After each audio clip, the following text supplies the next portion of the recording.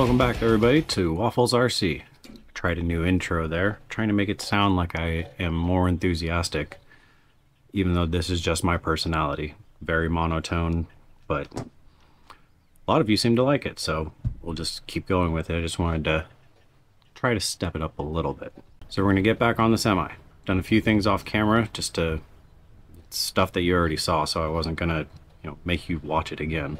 So what I did was, as you can see, we have more wheels on the back, and I mounted the shocks, so everybody's all happy back here.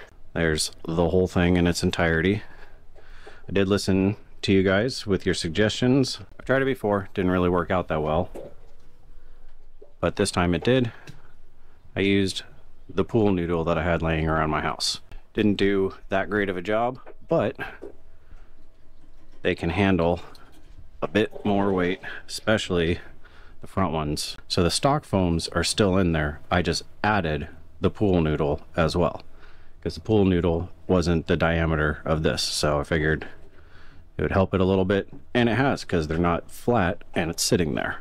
Now that that's done, what we're going to do is, like I said, I'm pretty sure in the first episode of all this, is I need to make the frame just a little bit longer. Not a lot longer, maybe like 3 or 4 inches, but I need a little bit more length on it. So I'm going to get started on that. Hopefully when I cut it and extend it, I can keep the frame straight. That's kind of a worry for me, but we'll make it work. So I took the sleeper off, as you can see, it's over there. So the goal is going to cut it right here equally, hopefully, and move it and weld in a new piece either on the inside or the outside, probably the outside. All this is eventually going to get covered up, obviously that is. So if there's a little step in the frame, I'm not overly concerned. Let's get to cutting and hoping that it works. Well, there's no going back now. Hopefully this works, because kind of in trouble if it doesn't. See what happens. Okay, there it is. About 3 inches longer. Yeah, I made it 3 inches longer. I cut it in half, made some pieces, cut some other flat pieces that were longer than it, measured it, welded it in, did a filler piece to make this look a little bit better. Once again, none of this is completely finished, so I still have a lot of grinding and extra welding. This is just where it is right now. So now the next steps that we're going to do, lots of drive shafts, and a lot of carrier bearings. I don't know how this is all going to work, but I'm certainly going to find out and let you guys know, because I'm doing this very differently, because this axle, the front axle, is not a pass-through axle. So I guess we'll see what happens.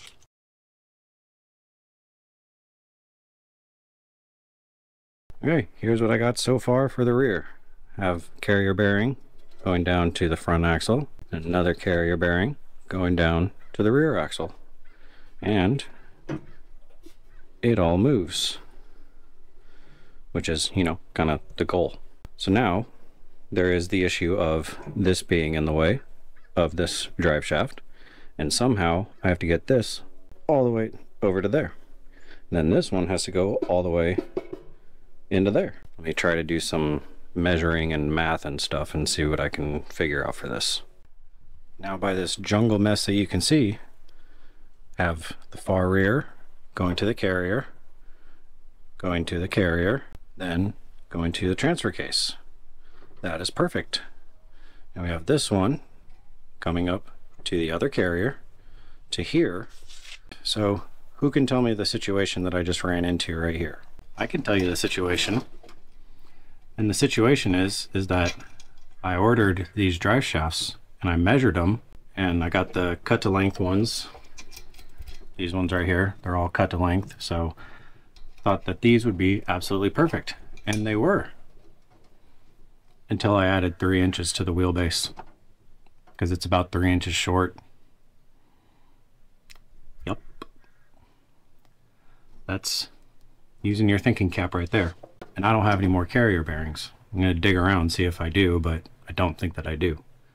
So I'm going to have to figure something out, because I can't get a carrier bearing here by the time for this video. So I'm going to do some digging, see if I can find something, then I'll let you know. If not, we will move on to the next step.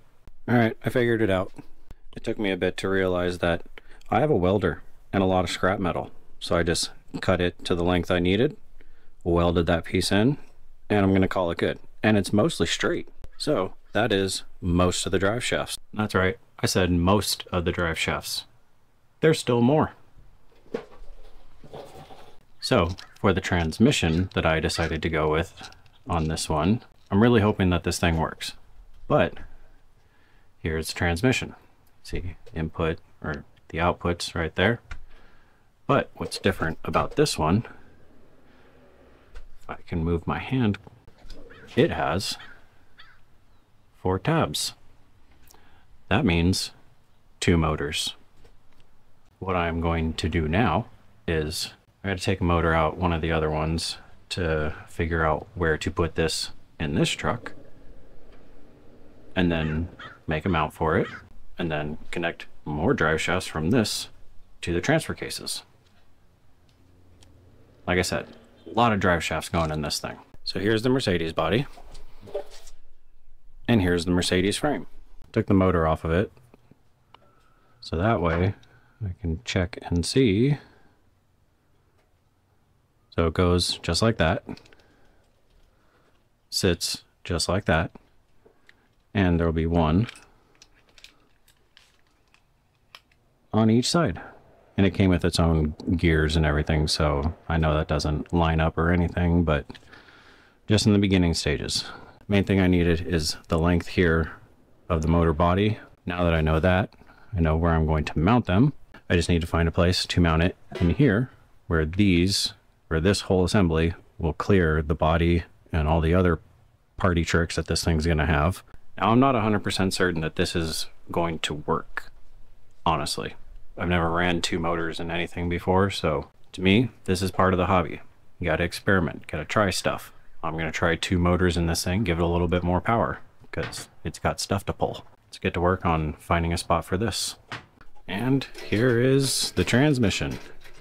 It is in there. Everything turns, everything moves, nothing binds. Except for that. But, oh, it's because I had the hood propped.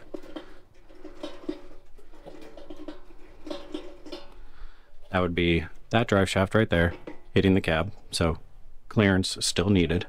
But let's go through and count them, shall we? Because I even want to know, and I've been working on it. So 1, 2, 3, 4, 5, 6, 7, 8. Oh, I never showed. I put the front one in too. Both of these outputs on the transmission are going to the middle post on both of the transfer cases. So the gear ratio should be the same as long as the motors turn the same direction. That's the part that I don't know about, is can I get the motors to turn this transmission the same direction? I'm sure someone is going to tell me whether I'm right or I'm wrong, but I like to experiment, so we'll see if this works. It'll work one way or another. I can take a drive shaft out and just run 1 motor, honestly, but I want to try and run 2, give it that little extra. This drive shaft right here, probably need a longer one so that way it's not like that. This had to be pretty high up just because of front control arms. So, you know, you got to give and take when you're doing these things. And something like this is very complicated. There's no instructions. Haven't really seen anybody else make it, and I'm trying to make a 6-wheel drive without pass-through axles. So this is what I've come up with. Now that that's all done, I'm going to grind a little bit out of this cab so it doesn't hit this drive shaft anymore. Then I think I'll work on the grill. Try and make it look even more like a truck, because I'm now out of parts for this. So start working on a grill. So there's the transmission.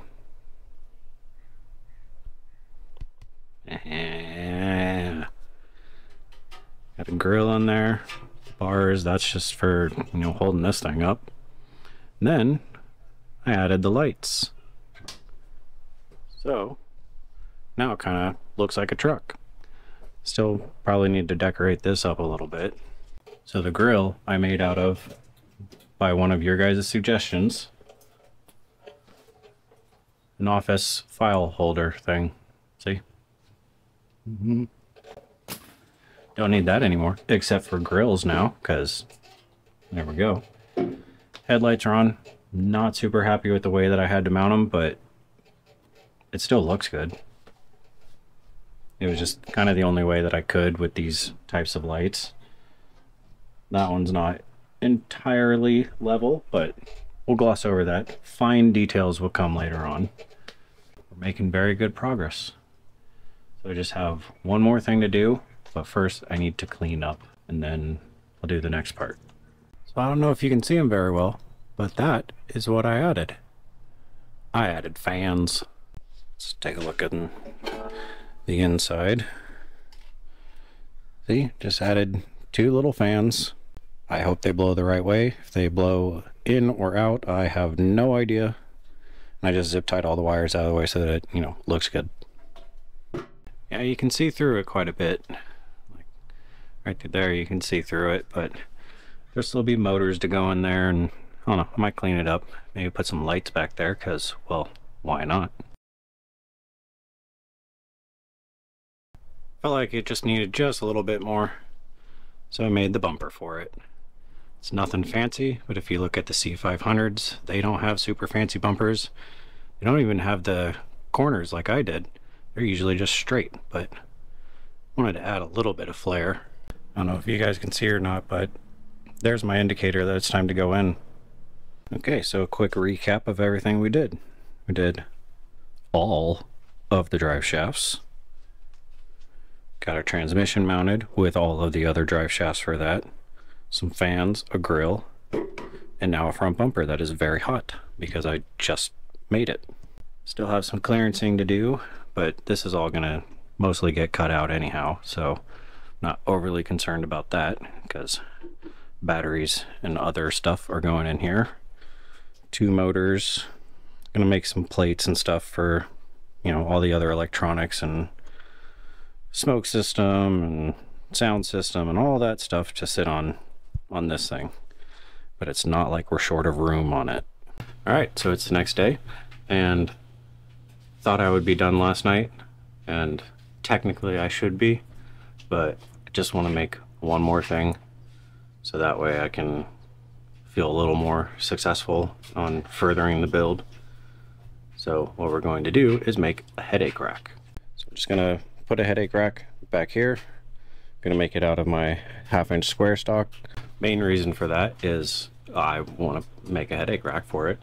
2, I want to put something on the back of the sleeper, just make it look a little more complete, less bare. So let's get to work.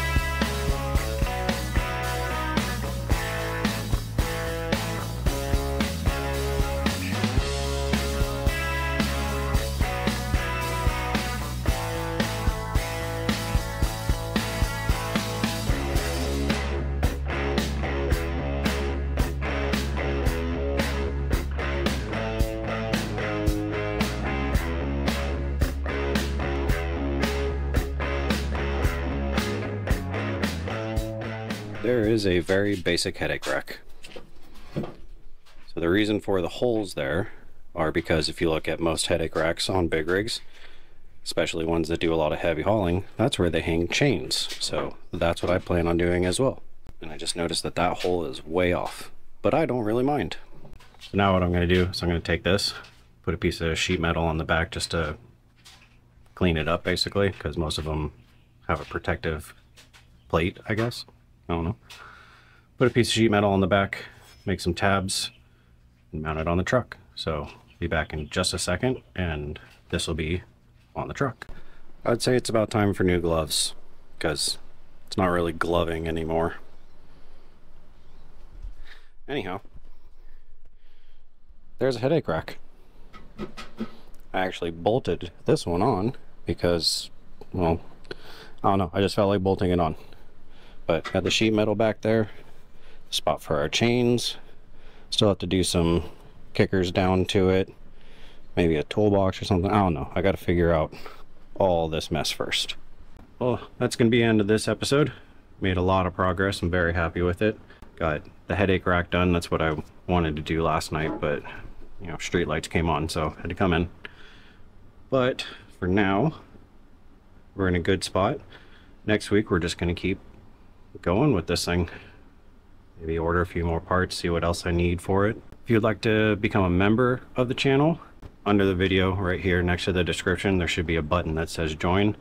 All the proceeds that come from that go straight back into these things, because I can tell you this much, they're not cheap, and any help is greatly appreciated. So thank you for watching, and we will see you next week. God, that glove is bad.